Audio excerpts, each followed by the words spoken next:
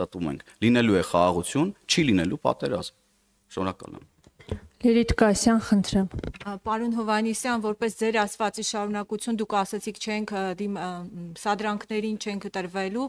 դուք նաև այլ պետությունների կողմից եկած Միացյալ Նահանգների պետքարտուղարը եւ Ռուսաստանի Դաշնության նախագահն էլ պաշտպանության նախարարն էլ խոսել էին Սյունիքում հնարավոր վտանգների մասին, այս հայտարարությունները եւս դուք համարում եք սադրանք։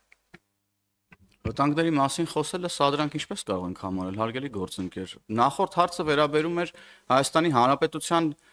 քաղաքացիական բնակչության ուղղությամբ արձակված կրակոցներին։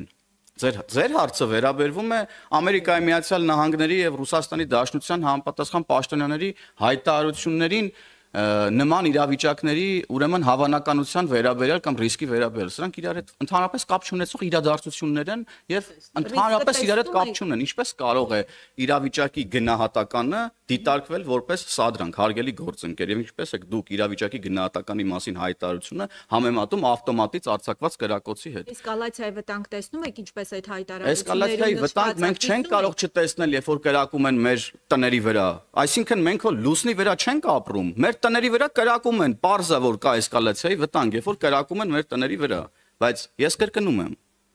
մենք ամեն բան անելու ենք, որպեսզի էսկալացիայի վտանգը հավասարեցվի 0-ի եւ կնքվի խաղաղության պայմանագիրը Հայաստանի եւ Ադրբեջանի միջեւ, որը արդեն համաձայնեցվել է։ Շնորհակալություն։ Ռուզան